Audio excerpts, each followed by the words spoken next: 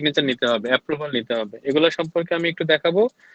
এরপরে মেইন কন্টেন্টে গিয়ে মাত্র চারটা কিওয়ার্ড দেখাবো। ওই চারটা কিওয়ার্ড যদি তোমরা বুঝতে পারো তাহলে প্রেজেন্টেশনের আর মানে কন্টিনিউ করার দরকার নেই। আমরা জানি তোমরাও অনেক টায়ার্ড, আমি অনেক tired, but believe me, just 15 minute আমার সঙ্গে থাকো, 15 মিনিটের মধ্যে সবকিছু ক্লিয়ার হয়ে যাবে। এরপরে আমরা 10 থেকে 15 মিনিটের একটা কোয়েশ্চেন আনসার সেশন নেব যদি কারো কোনো বুঝতে সমস্যা হয়। যে কোয়েশ্চেন অ্যান্সার সেশনটা হবে ওইখানেও আমি তোমাদের সাজেস্ট করবো যে তোমরা মনোযোগ সহকারে শুনবা, কারণ প্রথম 5-6 জনের কোয়েশ্চেন অ্যান্সার দিলেই বাকি সবার ক্লিয়ার হয়ে যাবে। ওকে, যেহেতু আমরা এখন আমার ইচ্ছা নাই পুরো 1 ঘন্টা ধরে এটা নেওয়ার, অনেক রাত যেহেতু হয়ে গেছে, I think 30 minute should be more then enough.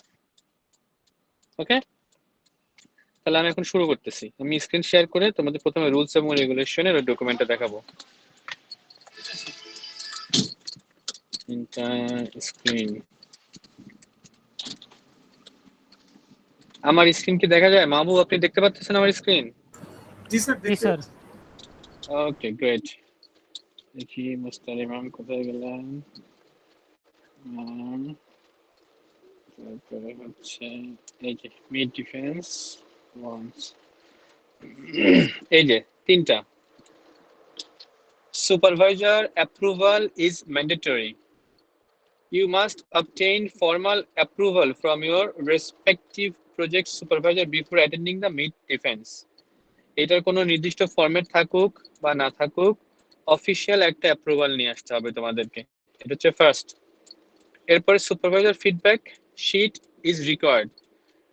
তার মানে এই যখন তোমরা সুপারভাইজারের সঙ্গে মিট করবা বিফোর দ্য মিড ডিফেন্স, তার ফিডব্যাক নিবা এবং সুপারভাইজার জানে কিভাবে ফিডব্যাক দিতে হবে। এবার use the provided PPT format. কিছুক্ষণ পরে একটা ফরম্যাট দেখাবো আমি, ওই ফরম্যাটটা আশা করি সবার কাছে আছে, যদি নাও থাকে মিটিং এর পরে আমি চ্যাট বক্সে দিয়ে দিব, অথবা আমি মাহবুবের মাধ্যমে আমি এটা ম্যানেজ করব। হ্যাঁ, সবাই পেয়ে যাবা। এই তিনটাই রুলস। ওকে, একটা অ্যাপ্রুভাল থাকতে হবে, একটা ফিডব্যাক থাকতে হবে এবং নির্দিষ্ট ফরম্যাটে বা নির্দিষ্ট ফরম্যাটের পাওয়ার পয়েন্টে প্রেজেন্টেশনটা তৈরি করতে হবে, কোনো কাস্টমাইজ করা যাবে না। ওকে, এখানে লেখা আছে directly no customize formats will be accepted. এটুকুর মধ্যে কোনো কোয়েশ্চেন নাই তো? No sir.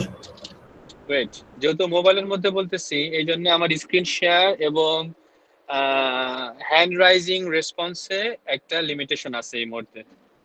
গাড়ির মধ্যে ল্যাপটপ আমি ইউজ করতে পারতেছি না, প্রাইভেট কার, আমি আমার স্পেসও কম, এই জন্য তোমরা হচ্ছে ভার্বালি রেসপন্স করবা, মুখ দিয়ে হ্যাঁ না বলবা, নেটওয়ার্ক ওকে। গ্রেট। তাহলে কমেন্টটা হচ্ছে হ্যালো, দেখি কি অ্যাডে বলা, আগে অ্যাড দেখে নেই।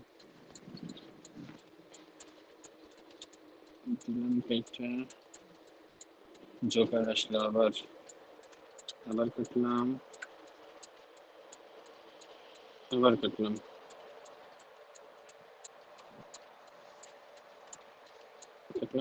পারফেক্ট। এই যে এটা হচ্ছে টাইটেল পেজ, প্রেজেন্টেড বাই তোমার নাম, এইগুলো হবে ইন্ডিভিজুয়াল, তারপরে সুপারভাইজারের নেম। পরের পেজটা হচ্ছে আউটলাইন। এই প্রজেক্টের আউটলাইনে ফার্স্টে থাকবে লিটারেচার রিভিউ, তারপরে রিসার্চ গ্যাপস, প্রবলেম স্টেটমেন্ট, তারপরে objectives, research scope, then methodology and references. এছাড়াও যদি তোমরা কিছু মানে দিতে চাও তোমাদের সুপারভাইজারের সঙ্গে কথা বলে আউটলাইনের মধ্যে দিতে পারো। ওকে, তাহলে দুইটা পেজ গেল, title page with your name, title and your supervisor's name. Outline the listed content that you are going to present in next few pages. The first one is literature review. তোমরা যখন তোমার প্রজেক্টের background সম্পর্কে পড়াশোনা করবা, বিভিন্ন conferences and articles, journal paper পড়বা, সেইগুলা কালেক্ট করবা, অ্যাটলিস্ট রেফারেন্স গুলা কালেক্ট করবা। আর রেফারেন্স গুলা সাজাবা হচ্ছে ওল্ড টু রিসেন্ট। যদি তোমরা ধরো 50টা রেফারেন্স পড়ো, ওর মধ্যে যদি 40টা রিলেভেন্ট হয়, শুধু সেই 40টাই সাইট করবা, বাকি 10টা দেওয়ার দরকার নাই। এখানে দেখো লেখা আছে list down all the relevant works in order oldest to recent, that the audience can understand the current development and improvement on this domain. Okay, একদম লাস্টে গিয়ে রেফারেন্সের হচ্ছে আমরা একটা স্যাম্পল দেখব। আমি তোমাদের সুবিধার্থে এখনই দেখাই নিয়ে আসি। এই যে দুইটা রেফারেন্স আছে, এইভাবে রেফারেন্সের লিস্ট করে দিবা। এখানে অবশ্য দুইটাই 18 সালের, দুইটাই জুনের, এই জন্য ওল্ডেস্ট কোনটা রিসেন্ট কোনটা সেটা বোঝাইতে পারলাম না, বাট রিসেন্টটা ওল্ড টু রিসেন্ট এইভাবে লিস্ট আউট করবা। এবার আসি কেন রেফারেন্স লাগবে, কোথায় রেফারেন্স লাগবে এবং কোথা থেকে রেফারেন্স পাবো। লিটারেচার রিভিউ মানে তুমি যেই প্রজেক্টটা পাবা, তোমার সুপারভাইজার এবং তুমি মিলে যে প্রজেক্টটা পাইছো, ওই প্রজেক্টটা নিয়ে আপ টু ডেট টুডে আজ অব্দি কি কি কাজ হয়েছে, শুধু ড্যাফোডিলে না, সারা ওয়ার্ল্ডের মধ্যে কি কি কাজ হয়েছে সেটা নিয়ে পড়াশোনা করবা, বের করার চেষ্টা করবা। তাহলেই না তুমি বুঝতে পারবা যে তুমি ইউনিক কি করতেছো। তাহলে এই জিনিসটা সার্চ করার জন্য যতগুলা তোমরা রেফারেন্স করবা, not only from the publications, conference আর আর্টিকেলস, তোমরা অন্য কোনো রেফারেন্স, কোনো বইও যদি পাও বা কোনো টিউটোরিয়াল থেকেও যদি পাও, সেই রেফারেন্স গুলো দিতে পারবা এবং তোমার সুপারভাইজার তোমাকে হেল্প করবে সে কিভাবে সেই রেফারেন্স গুলো সাইট করতে হয়। ওকে, তাহলে ফার্স্ট গেল লিটারেচার রিভিউ। এরপরটা হচ্ছে রিসার্চ গ্যাপ এবং প্রবলেম স্টেটমেন্ট। আজকে আমার ক্যাপস্টোন প্রজেক্টে এই দুইটা কোশ্চেন আমি করছি কমপক্ষে 28 বার, সেম কোশ্চেন। 14 জন স্টুডেন্টকে আমি দুইবার এই দুইটা কোশ্চেন করছি 28 বার। So there is a very thin line between these two, so don't get confused. আমি ক্লিয়ার করে দিচ্ছি। রিসার্চ গ্যাপ একটা কনসেপ্ট, আর problem statement is different steps in order to achieve that concept. বুঝা গেল? রিসার্চ গ্যাপ হচ্ছে একটা concept, আর প্রবলেম স্টেটমেন্টস মানে কি কি করলে, মানে কোন কোন স্টেপ করলে সেই গ্যাপটা সম্পর্কে আমরা কাজ করতে পারবো। ধরো আমার একটা রিসার্চ গ্যাপ হচ্ছে এরকম যে বাইসাইকেল, বাইসাইকেল তো এখন পর্যন্ত আমরা ম্যানুয়ালি চালাচ্ছি, একসময় রিক্সা ছিল ম্যানুয়াল, এখন রিক্সাতে মোটর চলে আসছে। তো আমি বাইসাইকেলের একটা নতুন একটা ইউনিক কিছু একটা করার চেষ্টা করছি, সেটা হচ্ছে মোটর দিয়ে। যে আমি বাইসাইকেল চালাবো ঠিকই, কিন্তু আমি মোটরের একটা অটোমেশন পাবো, ইজি হবে আমার জন্য। তো আমি এই কনসেপ্টটা নিয়ে প্রথমে ব্যাকগ্রাউন্ড রিসার্চ করব, লিটারেচার রিভিউ করব, যে আমি একটা ইউনিক জিনিস করতে যাচ্ছি, আমি একটু রিভিউ করি। পরে রিভিউ করতে গিয়ে দেখলাম যে না, এটা আসলে মোটেও ইউনিক কোনো জিনিস না, এটা অলরেডি চলতেছে সারা ওয়ার্ল্ডে, ইভেন বাংলাদেশেও এটা চলে আসছে। বাট আমি খুবই ইন্টারেস্টেড, আমি জানি আমি এখানে ইম্প্রোভাইজ করতে পারবো। আমি এর মধ্যেই কিছু ইউনিক ছোট ছোট কাজ বের করে ফেলছি, যে even though we have the automation, we have a machine with the bicycle, but still I think I can do something. That something should be your research gap. মানে তোমার কন্ট্রিবিউশনের একটা স্কোপ তৈরি হলো, মানে একটা তোমার স্কোপ, ওয়ার্ডটা ইউজ করা ঠিক হলো না কারণ স্কোপ আসতেছে। তোমার কন্ট্রিবিউশনের জন্য একটা গ্যাপ তৈরি হয়েছে, যেটা এখনো হয়নি, অথবা এই নতুন কনসেপ্টটা মেবি ইউরোপে হয়েছে কিন্তু বাংলাদেশের ক্ষেত্রে এখনো হয়নি, এখনো র মেশিন দিয়ে বাইসাইকেলটা চালাইতেছে। তাহলে এটা একটা কনসেপ্ট, তুমি এটা কাজ করতে পারো। এবার তুমি কি কি কাজ করবা, কি কি স্টেপস নিবা, স্পেসিফিকলি কি কি কাজ করবা এই এই জিনিসটা বাস্তবায়ন করার জন্য। 4-5টা ধাপ থাকতে পারে, যে প্রথমে এটা করব, তারপরে এটা ইনস্টল করব, এরকম যে ধাপগুলো আছে না স্পেসিফিক, ওইগুলা হচ্ছে প্রবলেম স্টেটমেন্ট। বোঝা গেল? এখান থেকে আমাকে একটা বা দুটো কোশ্চেন করতে পারো, যারা বুঝছো তারাও করতে পারো, যারা বোঝো নাই তারাও করতে পারো, আর বাকি সবাই মনোযোগ সহকারে শোনো, করো কোশ্চেন করো।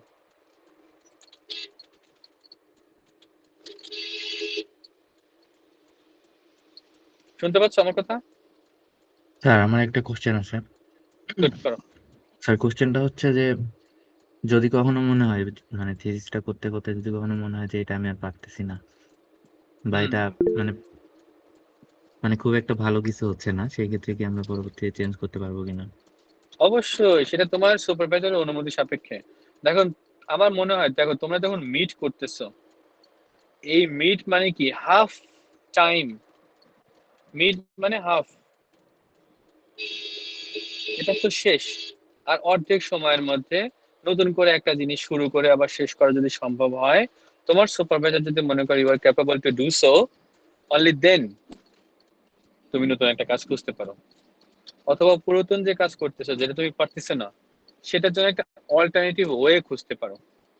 তোমার সুপারভাইজারকে কনভিন্স করো যে স্যার এই কাজটাই যদি আমি করি বাট একটু ডিফারেন্ট ওয়েতে, এরকম কোনো একটা অল্টারনেটিভ খুঁজে বের করো। কেন খুঁজতে পারবা না? অবশ্যই পারবা, but that should B 100% by approved. Okay, and then that approval should be done by both of you and your supervisor. তুমি শুধু বললেই হবে না, একটা অপোজিট সলিউশনে নিয়ে যেতে হবে। ইটস মিড টাইম, পারবা।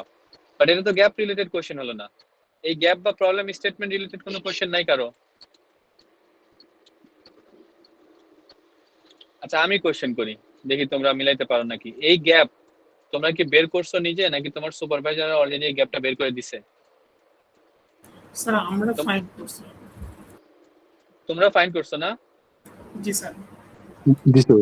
আচ্ছা তাহলে তোমরা খুঁজে বের করছো মানে তো তোমাদের লিটারেচার শেষ। তোমাদের কিভাবে রেফারেন্স কালেক্ট করতে হবে সেটাও শেষ। তোমরা তো এখন খুব ভালো মতো জানো কিভাবে রেফারেন্স সাইট করতে হয়। তাহলে অযথা 2 মিনিট নষ্ট করলাম। আচ্ছা ঠিক আছে, চলো হলো, বাকিরা শুনলো। তাহলে এই যে গ্যাপ যে তৈরি করছো, এই গ্যাপ শুড বি স্কোপড।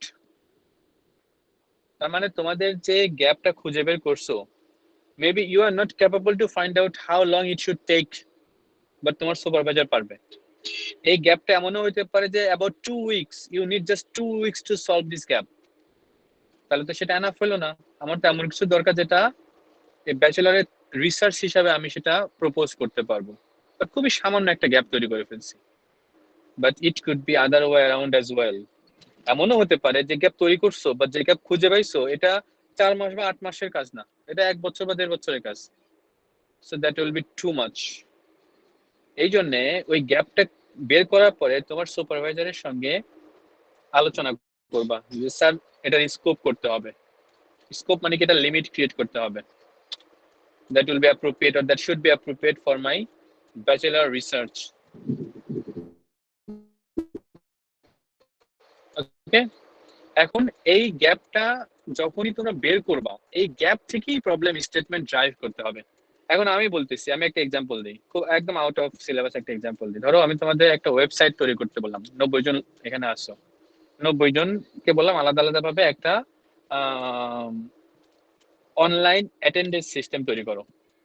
তোমাদের এই যে বিএলসি তো না, একটা টিচার্স পোর্টালে অ্যাটেন্ডেন্স সিস্টেমটা এখন অনলাইন না, টিচাররা একটা পোর্টালে গিয়ে তোমাদের অনলাইনে অ্যাটেন্ডেন্স নেয় এবং সেমিস্টার শেষে অটোমেটিক্যালি তোমাদের আউট অফ 10 মার্কস ক্যালকুলেটেড হয়ে যায়, রাইট? Yes sir. এটা তো, কারণ আমি বললাম যে আমার এটাতে হচ্ছে না, আমার একটা অটোমেশন লাগবে। অনলাইন অ্যাটেন্ডেন্স সিস্টেম তৈরি করো। 90 জন, 90টা অনলাইন অ্যাটেন্ডেন্স সিস্টেম প্রপোজ করতে পারবা। তো কেউ একজন বলতেছে স্যার আমার 7 দিনের মধ্যে হয়ে যাবে, কেউ একজন বলতেছে স্যার আমার 7 মাস লাগবে। এবং আমি অ্যাজিউম করতেছি যে তোমরা 90 জন 90টা ইন্ডাস্ট্রি, নট 90টা ব্যাচেলর স্টুডেন্ট। তাহলে আমার মাথায় কিউরিসিটি আসবে না যে কি ব্যাপার, ও বলছে 7 দিনে করে দেবে আর ও বলছে 7 মাস লাগবে, ও আমার কাছে 70,000 টাকা চাইতেছে, ও আমার কাছে 7 লাখ টাকা চাইতেছে, why? I need more details. যাও তোমরা গিয়ে নাম, আমি পরে আসতেছি। I need more details. এই ডিটেলসটা নির্ধারণ করবে হচ্ছে আমার পরবর্তী কোয়েশ্চেনটা। আমি যখন বলবো যে please show your problem statements and scope along with your proposal, সেই স্টেটমেন্ট গুলা মানে স্পেসিফিকলি কি কি করবা তোমরা ভিতরে, কাইন্ড অফ রিকোয়ারমেন্ট অ্যানালাইসিস টাইপের, সেটা নির্ধারণ, সেটা আমাকে বলে দেবো। আচ্ছা ঠিক আছে, তোমার ডেপথটা এতটুকু, এই জন্য তোমার 7 দিন লাগবে, আর তোমার ডেপথ এত বড়, এই জন্য 7 মাস লাগবে। তাহলে I will be well notified, I will have detailed information about your research gap. So এই জন্য রিসার্চ গ্যাপ এবং প্রবলেম স্টেটমেন্ট পাশাপাশি থাকতে হবে এবং একটা আর একটার পরিপূরক। একটার সঙ্গে আরেকটা ওতপ্রোতভাবে জড়িত হইতে হবে। So, আমি যদি তোমাকে একটা রিসার্চ গ্যাপ দেই, তুমি সেই রিসার্চ গ্যাপ নিয়ে পড়াশোনা করে একটা লিস্ট অফ প্রবলেম স্টেটমেন্ট তৈরি করতে পারবা। Similarly, if I give you a list of problem statements, সেগুলা পড়েও তুমি একটা রিসার্চ গ্যাপকে দাঁড় করাতে পারবা। তাহলে এরা একজন আরেকজনের উপর ডিরেক্টলি ডিপেন্ডেন্ট। এবার কিছুটা বোঝা গেল? স্যার কোশ্চেন ছিল শিওর। স্যার আমি Shoot me. একটা টপিক সিলেক্ট করলাম, সিলেক্ট করে এটার আন্ডারে আমি অনেকগুলা রিসার্চ পেপার পড়লাম, ওখান থেকে একটা গ্যাপ পেলাম যে ওরা এই মডেল ইউজ করছে, আমি এটা করলে বেটার হবে, এটা এটা কি গ্যাপ? ইয়েস, অফ কোর্স এটা গ্যাপ। বেটার হবে মানে কি, এক্সিস্টিং রেজাল্টে আমি ইমপ্রুভ করতেছি। এখন এটা স্যার একটা এটা থেকে প্রবলেম স্টেটমেন্টে কিভাবে যাব? এই দেখো, তোমার বিফোর এবং আফটার সিনারিওটা ক্রিয়েট করতে হবে। তার মানে একই কাজ আমি করতেছি সিমিলার ওয়েতে। এই যে অনলাইন অ্যাটেন্ডেন্স সিস্টেম নতুন করে আরো আসবে, স্কুল ম্যানেজমেন্ট সিস্টেম অনেক অনেক আগে থেকেই ছিল, কিন্তু আসলে সেগুলোকে অনলাইন ছিল এই প্যান্ডেমিক করোনা আসার পরে আমরা বুঝতে পারলাম যে না, সেগুলো সব ছিল ভয়েড। মানে কি, আচ্ছা আচ্ছা। এই জন্য ডেফিনেটলি অনেক কিছু নিজেদের পোর্টাল তৈরি করছে। এই যে পোর্টালগুলোর লিমিটেশন আছে না, এরকম তুমি লিমিটেশন বের করবা, স্পেসিফিক লিমিটেশন। দুইটা সলিউশন সেম। ধরো তোমার হাতে এখন মানে একটা ঘড়ি আছে, ওয়াচ। আমি স্টিল তোমার কাছে আরেকটা ঘড়ি বিক্রি করব, কেন? Why? So I should have something that is unique or a bit different. আর তুমি এখানে অলরেডি বলেই দিছো যে এফিসিয়েন্সি বাড়বে। তার মানে কি, তোমার টেকনিক, মেথোডোলজি এবং টেকনোলজি কি কি জিনিস নতুন ইউজ করতেছো, এরপরে রেজাল্টটা কম্পেয়ার করবা। ওই এক্সিস্টিং রেজাল্টটা নিয়ে আসবা, তোমার রেজাল্টটা নিয়ে আসবা, কম্পেয়ার করবা। কম্পেয়ার করে ফাইনাল আউটপুট হবে। এবং সেইটাকে শুরুতে কিভাবে বলবা, অ্যাবস্ট্রাক্ট লেভেলে অথবা ইন্ট্রোডাকশন লেভেলে কি কি বলবা, যে I am proposing a new method in order to increase the efficiency of an existing solution by attaching or developing my project with a newer technology or latest technology, or not even latest, old technology but with new techniques. হয়ে গেল। এক minute, গাড়ি বন্ধ করে lock করে আসে। ওকে। এটাই, এই তিনটা স্টেটমেন্ট হয়ে গেলে, এই তিনটি স্টেটমেন্ট হয়ে গেলেই ডান। আবার এমনও হইতে পারে তোমার ওর কোশ্চেনের এক্সটেনশন করতেছে আমি, দেখো এমনও হইতে পারে যে নতুন একটা টেকনোলজি নিয়েও কাজ করতেছে, বাট স্টিল আউটপুটের কোনো ইমপ্রুভমেন্ট নাই, আউটপুট যেরকম ছিল ওরকমই আছে, এরকম হইতে পারে। তারপরও প্রবলেম স্টেটমেন্ট বের করা সম্ভব। Why? Because you are implementing new technologies. তুমি মনে করো আজ থেকে 20 বছর আগে প্রোগ্রামিং সি দিয়ে কিছু করা হয়েছে, অথবা 10 বছর আগে তোমার নর্মাল পিএসপি দিয়ে করা হয়েছে, without any object oriented concept. Normal একটা প্রোগ্রাম দিয়ে আমি এক্সাম্পল দিচ্ছি। এখন তুমি মেশিন লার্নিং করাবা ওর মধ্যে, এবং পাইথন দিয়ে করবা ওর মধ্যে, তাহলে এটা একটা ইমপ্রুভমেন্ট, রাইট? বাট আউটপুট দেখছো সিমিলারই আছে, বাট স্টিল এটা একটা ইমপ্রুভমেন্ট যে নতুন টেকনোলজি চলে আসছে, নতুন সিকিউরিটি চলে আসছে। এই কনসার্ন গুলো এক একটা প্রবলেম স্টেটমেন্ট। তুমি কিন্তু এক ফোটাও রেজাল্ট ইনক্রিজ করোনি, বাট নতুন টেকনোলজি, পুরো টেকনোলজিটা চেঞ্জ করে ফেলছো, newer version. So these are the statements, these are the problem statements. আবার এমনও হতে পারে যে তুমি নতুন করে ইমপ্রুভ করার পর রেজাল্ট ভালো তো হওয়া দূরে থাক, আগে তো 70% অ্যাকুরেসি ছিল per se. Now it becomes 68% নতুন করে করার পরে, বাট খরচ অনেক কমছে। তার মানে অটোমেশন আগেও ছিল, এখনো আছে, খরচ কস্ট কমে আসলে কিন্তু এফিসিয়েন্সি, ও দেখতেছে, ইন্ডাস্ট্রি দেখবে যে আমার 2% এফিসিয়েন্সি কমাইছি, কিন্তু আমার খরচটা কমে গেছে 20%, ওয়াই নট? সো এরকম কোনো না কোনো দিক দিয়ে you have to sell your idea to the scientific society. এই সেল মানে বিক্রি করা না, মানে you have to impress them somehow that you are doing something that is different than that one. এবং ওইটারে ভাঙা দুইটা চারটি স্টেপ বানাবো, হয়ে গেল problem statement. Any more question? No? Okay, next slide. এই যে অবজেক্টিভ, এখানে স্পেসিফিকলি বলা হয়েছে যে এই প্রবলেম স্টেটমেন্ট এবং রিসার্চ গ্যাপ আলোচনা কইরা তোমরা মিনিমাম 2টা কন্ট্রিবিউশন হাইলাইট করতে হবে। 2টা contribution. List down your objectives, minimum 2 contributions that is interconnected with the problem statement and measurable in the result section. আমি তো বলেই ফেলছি এগুলা, বাট যাই হোক, এটা কি বুঝতে কারো সমস্যা হলো? স্যার ইয়েস, স্যার মোটিভেশন পার্টটা কি আলাদা করে লিখতে হবে নাকি? এখানে তো আমি মোটিভেশন কোনো ওয়ার্ডই পাইতেছি না। না স্যার, মানে প্রিভিয়াস এ যেটা বললেন। হ্যাঁ, মোটিভেশন লিখতে পারো। মোটিভেশন মানে কি জানো? আচ্ছা আমি বলতেছি, ধরো মোটিভেশনটা কি। আচ্ছা আগে এটা শেষ করে দিই, অবজেক্টিভটা শেষ করে দিই। হ্যাঁ, লাস্টের লাইন বলছি কি, B specific to select your objectives and specify your own contributions. এটা মানে কি? উপরে তো বললোই যে কন্ট্রিবিউশন মিনিমাম 2টা কন্ট্রিবিউশন লিখতে হবে। নিচের লাইন তাহলে কি দরকার ছিল? এখানে বলছি কি, B specific to select your objectives and specify your own contribution. তার মানে ধরো আমি কিছুক্ষণ আগে একটা এক্সাম্পল দিলাম না, যে আমি শাহিন ফার্স্ট বাইসাইকেলের সঙ্গে একটা মেশিন অ্যাড করে অটোমেশন করে ফেলছি। কারণ আমার জ্ঞান ছিল কম, আমি জানি না যে এটা আগে হয়ে গেছে, আমি জানতাম না। আমি আসলে কোনোটা কপিও করিনি, আমি নিজেই বানাইছি। কিন্তু এটা হবে বোকামি, অতটা কষ্ট করার দরকার ছিল না। এই জন্য এই প্রবলেম স্টেটমেন্ট থেকে বা রিসার্চ গ্যাপ থেকে পড়াশোনা করে আমি আগে দেখবো যে এটাকে বানাইছে নাকি। এই জাপানে বসে একজন বানায় ফেলছে, সেটা খোঁজ খবর না নিয়ে আমি এখানে কষ্ট করে 3 বছর ধরে রিসার্চ করে বানায় ফেললাম, তাহলে তো কোনো লাভ হলো না। আমি যদি বলি আমি নিজে বানাইছি, মানুষ চোর বলবে আমাকে। So you cannot say that is your English ওয়ার্ডটা কি, that is your improvisation, you cannot say that. এই জন্য স্পেসিফিকলি তোমাকে বলতে হবে যে তোমার কন্ট্রিবিউশনটুকু কতটুকু। তখন তুমি বলবা, I am the first person who developed this technology in Bangladesh. এটা তুমি ক্লেম করতে পারো। তার মানে জাপানে করছে কিন্তু বাংলাদেশে করে না, আমি এটা করছি। আর বাংলাদেশেও যদি হয়ে থাকে, তারপরেও তুমি যদি ওর উপর কাজ করতে চাও, তাহলে তুমি বলতে পারো, I am the first person who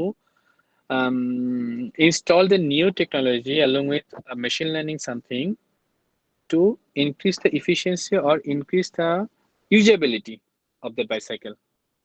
তার মানে কিছু একটা স্পেসিফিকলি বলবে যেটা তুমি করছো। হয়েছে এবার? ওকে, নাও মোটিভেশন একটা কোয়েশ্চেন ছিল। মোটিভেশনটা মানে কি, ধরো একটা কোয়েশ্চেনের answer, why you are doing this, what is the motivation behind this।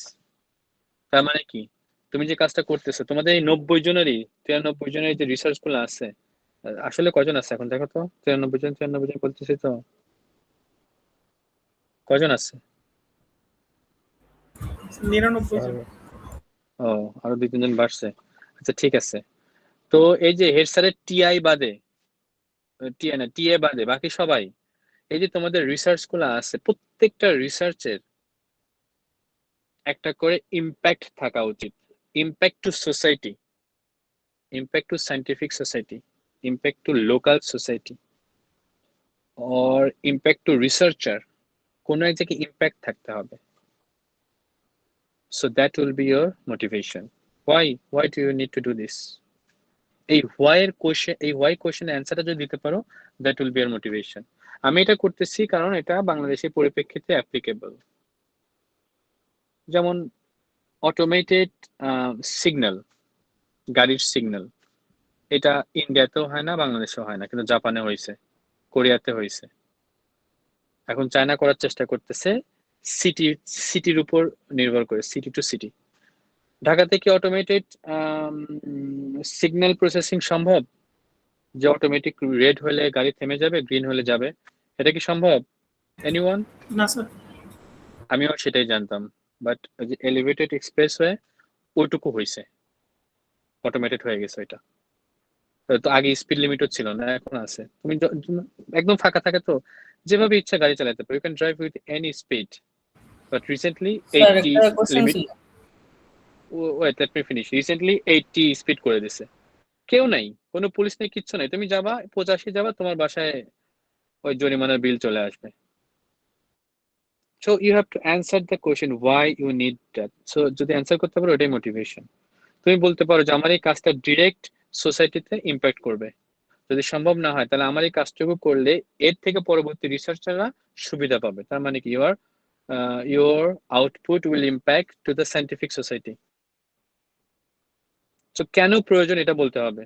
মনে করো আমি আমার ক্লাসরুমের মধ্যে আছি, সবার হাতে একটা করে ঘড়ি আছে, মোবাইলেও একটা করে ঘড়ি আছে, এবং ক্লাসরুমের মধ্যেও ড্যাফোডিলের একটা ওয়াল ওয়াচ আছে। তারপরে আমি একটা ঘড়ি বিক্রি করতে আসছি, সেটা কি হবে? হেড স্যার তার রুম থেকে বৈশা প্রত্যেকটা ক্লাসের ডিউরেশন চেক করতে পারবে, এবং সে অটোমেটেড ওয়াচটা টিচারের অ্যাক্টিভিটিও কাউন্ট করবে। টিচারের আইডি থেকে বুঝে নেবে টিচার কখন ঢুকছে কখন বের হয়েছে। তারপরে সেই ওয়াচগুলো অ্যালার্ম দিতে পারবে যে স্যার আপনার 10 মিনিট সময় আছে, মানে অ্যালার্ম দেবে একটা, প্রত্যেকটা ক্লাসের আগে অ্যালার্ম দেবে। সে এই যে আমি ইন্টারনাল এক্সিস্টেন্স সলিউশন গুলা নিয়ে রিসার্চ করে একটা ইম্প্যাক্টফুল সলিউশন দেওয়ার চেষ্টা করতেছি, মানুষ কয়টা বাজে সেটা দেখার জন্য ঘড়ি কিনবে না, কারণ সেটা দেখার জন্য তার কাছে অজস্র অপশন আছে। কিন্তু এই যে ইউনিকনেসটা কেন লাগবে, কেন why should I buy your watch? I have already 3 options. তখন আমি বলবো যে এটা আছে ওইটা আছে সেটা করতে পারবা, সো আপনাকে কিনতে হবে এটা। ওটাই হচ্ছে মোটিভেশন বিহাইন্ড দ্য টপিক। না বলো, কোশ্চেনটা বলো। স্যার আপনি ওয়াচের এক্সাম্পল দিলেন, আবার এর আগে একটা সাইকেলের এক্সাম্পল দিয়েছিলেন যে একজন পায়ে চালিত বাইসাইকেল ওইটাই মোটর ইউজ করলো। এখন আমি ওইটা ডিফারেন্ট ওয়েতে করলাম, কিন্তু তার যে মোটিভেশন আমার মোটিভেশন তো সেম হয়ে গেল। No, of course not. দেখো তুমি যদি একজন মানুষকে হেল্প করো, হ্যাঁ, ধরো একজন মানুষকে তুমি দাঁড় করে দিলা ঘরের মধ্যে যে আমার ক্লাস শেষ হওয়ার 10 মিনিট আগে তুমি হচ্ছে আমারে নোটিফাই করবা, এবং আমার ক্লাসের মধ্যে আমি কখন ঢুকতেছি কখন বের হইতেছি নোট ডাউন করবা, তাহলে তো আরো সহজ, আমার কোনো খরচ নেই। ঘড়িতে তো খরচ আছে, মেনটেনের কস্ট আছে, কিন্তু দেখো ঘড়িতে একবারই কস্ট, কাজ তো দুটোই সেম, মোটিভেশন তো দুটোই সেম। তাহলে কস্ট চলে আসবে, যাকে তুমি দাঁড় করে রাখছো মানুষকে, ওরে প্রত্যেক মাসে স্যালারি দিতে হবে, এবং প্রত্যেকের ডোরে ডোরে একজন একজন করে মানুষ থাকবে। তাহলে ইনিশিয়ালি দেখে মনে হবে যে ওইটা কম খরচ, but at the end of the month sir or at বুঝতে দ্য এন্ড অফ দ্য পারছি। ইয়ার ওটা চলে আসবে জন্য। তো কস্ট খুঁজবা, টাইম খুঁজবা, নিউ টেকনোলজি খুঁজবা, কিছু না কোনো না কোনো দিকে তো ইউনিকনেস আসবেই, মাস্ট। ওকে, আর রিসার্চ স্কোপ বলে ফেলছি। দেখো পরের টপিকটা ছিল রিসার্চ স্কোপ। তার মানে কি, you are not able to identify what you found as a research gap is suitable for your research or not, then you should get help from your supervisor first. তুমি তোমার গ্যাপটা নিয়ে কথা বলো এবং স্কোপ করো। এখানে যেমন লিখছে দেখো, define the boundaries of a study আউটলাইনিং what will and won't be covered. It might be benchmark that you apply to validate your proposed algorithm. এমনও হতে পারে যে মনে করো তোমরা এমন একটা সুন্দর গ্যাপ বের করছো যেটা সম্পূর্ণটুকু প্রত্যেকটা রিকোয়ারমেন্ট কমপ্লিট করলে পরে খুব সুন্দর একটা রিসার্চ হবে, but you are bound to do so within a limited time. এই জন্যই তুমি একটা প্রায়োরিটি তৈরি করলাম যে স্যার এই 5টা করতে পারলে খুবই ভালো হতো, বাট অ্যাটলিস্ট এই 3টা করবো, কারণ আমার সাথে সময় কম, এবং সময় যদি পাই তাহলে আমি আরো একটা করতে পারি। সো এই ডিসিশনটা নেওয়ার জন্য তোমরা একটু বেঞ্চমার্কিং করতে পারো। বেঞ্চমার্কিং বুঝো? No sir. ধরো অনেকগুলো রেজাল্ট, একই সলিউশনের অনেকগুলো রেজাল্ট, একই প্রবলেমের অনেকগুলো রেজাল্ট নিয়ে তোমরা বেঞ্চমার্কিং করতেছো, এবং কোন কোন রেজাল্ট পাইতে কোন কোন টেকনোলজি ইউজ করা হয়েছে, কোন কোন অ্যালগরিদম ইউজ করা হয়েছে, কি কি কম্প্রোমাইজ করতে হয়েছে। একই সঙ্গে একই মডেল সব কমপ্লিট করে দেবে এটা তো সম্ভব না। আমরা যখন কোনো ইলেকট্রিক একটা যন্ত্রই কিনতে যাই, এখন যতগুলো ইলেকট্রিক যন্ত্র আছে সবগুলোতে এআই চলে আসছে অলরেডি, কিন্তু প্রত্যেকটা ইলেকট্রিক যন্ত্র কিনতে গেলে ধরো কাজটা একই করে, কিন্তু কোনোটা হয়তো একটু কুইকলি করে, কোনোটা একটু টাকা কম লাগে, কোনোটা ইলেকট্রিসিটি বিল কম লাগে, কোনোটা রিলায়েবল বেশি, কয়েকটা ইলেকট্রনিক্সের 10 বছর চলে, কয়েকটা 20 বছর চলে। এই যে বেঞ্চমার্কিং, তোমার জন্য কোনটা অ্যাপ্রোপ্রিয়েট।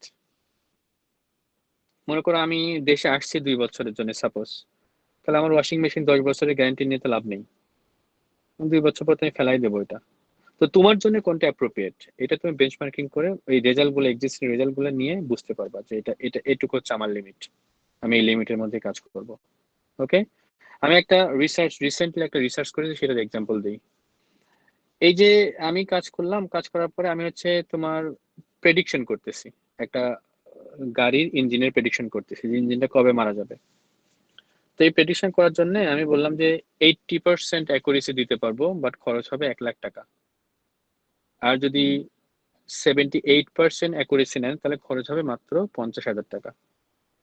তো দুইটা কোম্পানি দুইটা চুজ করছে। একটা কোম্পানি বলছে যে আমি 1,00,000-এ দিচ্ছি, কোনো সমস্যা নেই, আমার 80% অ্যাকুরেসি দরকার। আর একটা কোম্পানি বলছে মাত্র 78%, মানে মাত্র 2% কম হইতেছে, এর জন্য আমার 50,000 টাকা কমতেছে। ঠিক আছে, আমি 78-ই নিব, কারণ ওর কাছে টাকাটা বড়। আর ওই কোম্পানিটা জাপানিজ কোম্পানি। তুমি যদি এখন 80%-এর জায়গায় 80.5% নিয়ে আরো 1,00,000 টাকা চাও, ও তাও তোমাকে সেটা দেবে। So it depends on your scope, তোমার অ্যাবিলিটি, তোমার লিমিটেশনের উপর নির্ভর করতেছে যে তুমি কোনটা চাচ্ছ। এটা বেঞ্চমার্কিং করে বের করবা। কারোর জন্য 50,000 টাকা বড়, কারোর জন্য যে 1% অ্যাকুরেসি পাচ্ছে ওটা বড়। আচ্ছা, আর কি আছে? Methodology, reference. মেথোডটা শেষ করি, হ্যাঁ, তারপর কোয়েশ্চেন আনসারে যাই। 15 মিনিটের কথা বলে 30 মিনিট পার করে দিলাম, হলো কিছু? আচ্ছা দেখো, provide a work flow diagram of the whole study from start to end. Work flow দেখুন, এখন দেখো তোমাদের রিসার্চ গ্যাপ পেয়ে গেছো, প্রবলেম অফ স্টেটমেন্ট ডিভাইড করে ফেলছো। এখন মোটামুটি তোমরা জানো যে কাজগুলা কি, স্টেপস বাই কি। সেই স্টেপস থেকে সুপারভাইজারের সঙ্গে কথা বলে বা নিজেই ডিসাইড করে স্কোপও করে ফেলছো যে আমি 6টা বা 7টা আমার আছে ওয়ার্ক ফ্লো, এর মধ্যে আমি হয়তো প্রথম 5টা প্রায়োরিটি দিলাম, লাস্টেরটা হয়তো করতে পারবো না সময়ের অভাবে, বা সময় পাইলে করবো। মোটামুটি এখন সব আইডিয়া হয়ে গেছে, এখন তুমি ওয়ার্ক ফ্লো তৈরি করো যে কোনটার পরে কোনটা, মানে ফ্লোটা কোনটা পরে কোনটা, কার উপর কে ডিপেন্ডেন্ট, কিভাবে আগাবা, এটা করে ফেলতে পারো। And also with time chart. Work floor সঙ্গে তোমরা পাশাপাশি একটা টাইমে অ্যাজিউম করতে পারো যে আমার এটা করতে 1 মাস লাগবে, এটা করতে 2 মাস লাগবে, এটা করতে 2 সপ্তাহ লাগবে, সেরকম একটা চার্ট তোমরা তৈরি করে ফেলতে পারো এবং সেটা ডায়াগ্রাম আকারে দেখাতে পারো। হ্যাঁ, এবার বলো ওভারঅল এই যে চারটা চারটা না বললাম আমি, research gap, problem statement, objective, research scope এবং মেথোডোলজি, এই চারটা নিয়ে কোনো কনফিউশন অথবা কোনো কোশ্চেন থাকলে বলো।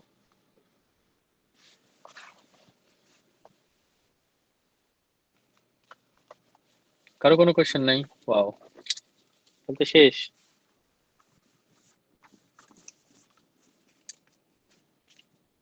মাহবুব, আপনি কি অ্যাটেন্ডেন্স গুলো নিছেন? জি স্যার, নেওয়া হয়েছে, গুগল ফর্মে নিচ্ছি। আচ্ছা, আমরা কতক্ষণ ক্লাস কন্টিনিউ করলাম? আমরা হচ্ছে 36 মিনিট 26 সেকেন্ড হয়েছে। কারো যদি কোনো কোয়েশ্চেন না থাকে, আমার ফর্মাল প্রেজেন্টেশন দেওয়ার ইচ্ছা ছিল, হয়তো সেটা 45 মিনিট লাগতো, এর বেশি লাগতো না। কিন্তু বর্তমান সিচুয়েশনে যেরকম অবস্থা, এবং তোমরা জানি না বুঝছো কতটুকু, বুঝছো নাকি কিছু কি বললাম? জি স্যার। কে না বললো কে? স্যার, আমার কোশ্চেন ছিল একটা। এমনিতে স্যার আপনি যা বলেছেন স্যার বুঝতে পেরেছি। তো স্যার বিষয় হচ্ছে যে আমরা তো হচ্ছে প্রপোজাল সাবমিট করে দিয়েছি আরো কয়েকদিন আগে, জানুয়ারি বা ফেব্রুয়ারিতে দিয়েছি। তো স্যার বিশেষ করে আর কি আমি স্যার প্রপোজাল সাবমিট করার পর স্যার এখন আর কি শুরু করিনি রিসার্চ। তো স্যার হচ্ছে প্রথম দিকে স্যার মানে ইনিশিয়ালি স্যার হচ্ছে আমি কিভাবে শুরু করতে পারি, আমার যে টপিকটা আমি যে সিলেক্ট করেছি সেটা স্যার আমি কিভাবে শুরু করতে পারি ফার্স্টের দিক থেকে? এটা তুমি যত পড়বা তত ভালো।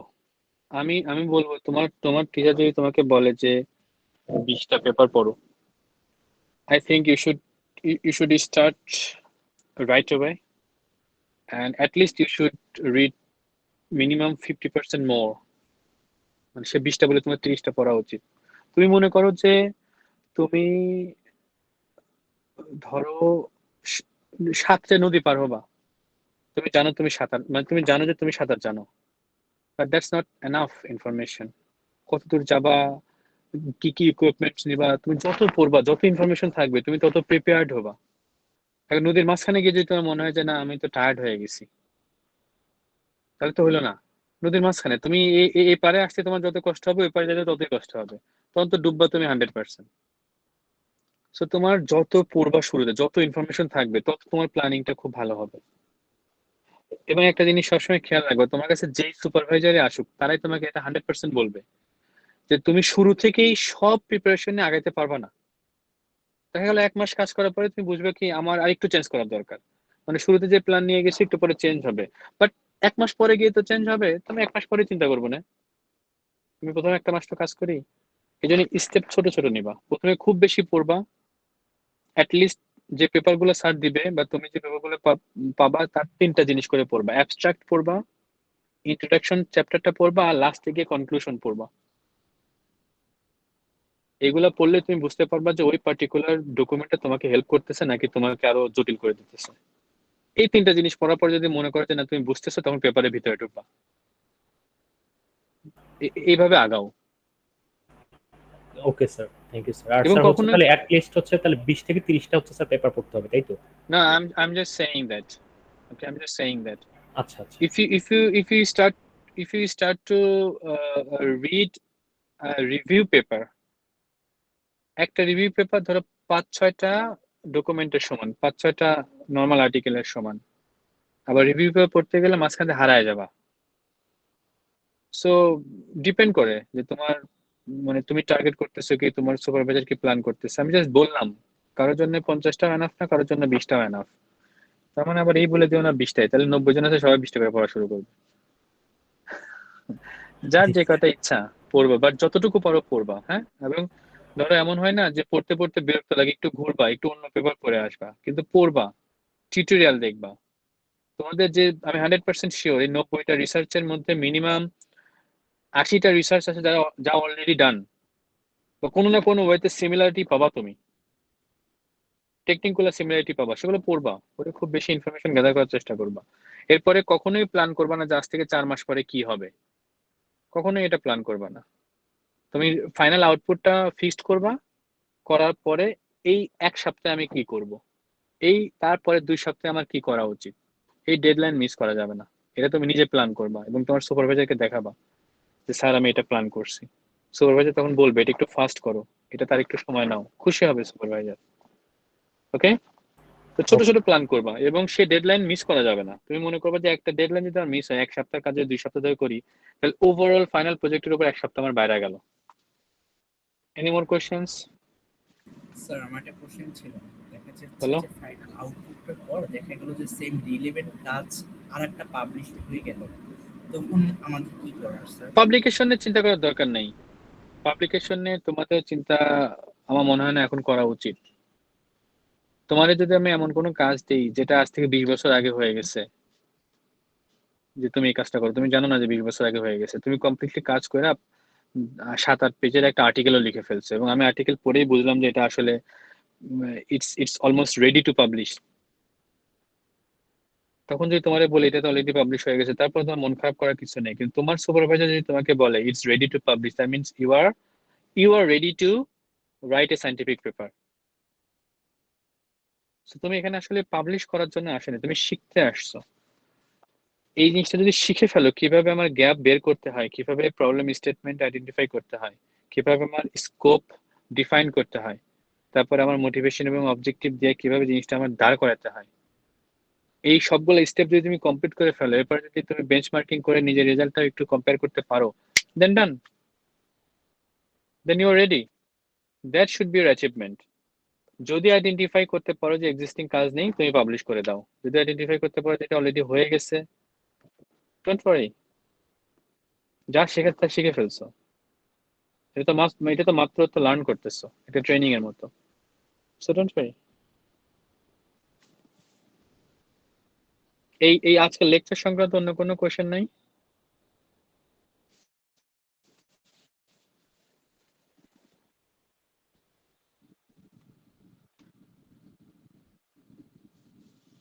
তাহলে কি শেষ করে দিব?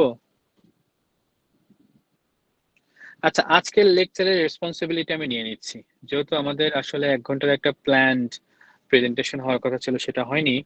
আমার রুম হচ্ছে 608। যদি তোমার সুপারভাইজারের কোনো সমস্যা না থাকে, you are welcome to discuss this topics with me.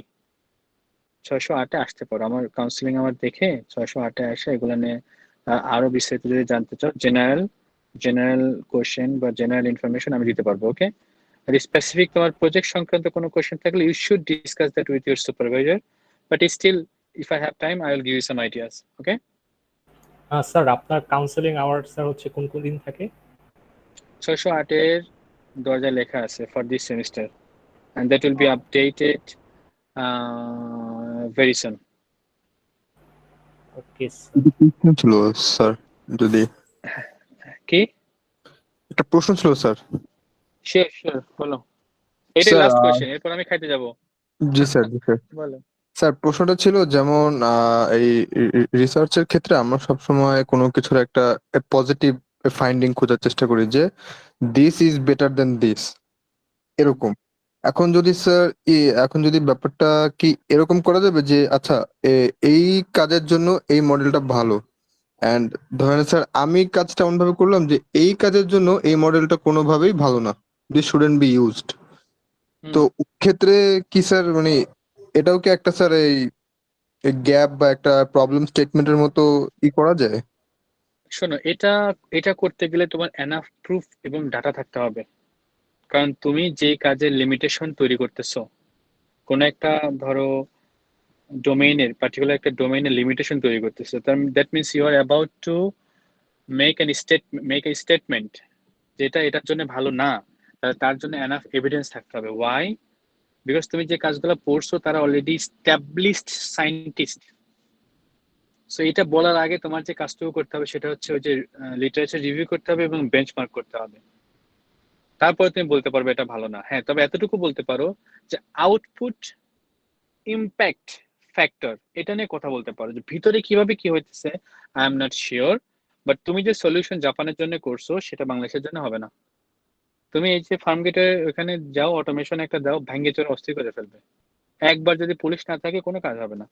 So the output impact based on the local situation, you can make any statement. You do not need to have any proof from any scientist because you are already observing that every day. কিন্তু ভিতরের algorithm দিয়ে এই কাজটা করা সহজ হবে কি হবে না, এটার জন্য বেঞ্চমার্ক দরকার, এবং সেটা কিভাবে করতে হয় তোমার সুপারভাইজার অবশ্যই জানে। ইফ আই হ্যাড টাইম আমি বলতে পারতাম হয়তো, বাট যদি আইডেন্টিফাই করতে পারো of course that will be a gap, and that could be a list of problem statements also. জি স্যার, ধন্যবাদ।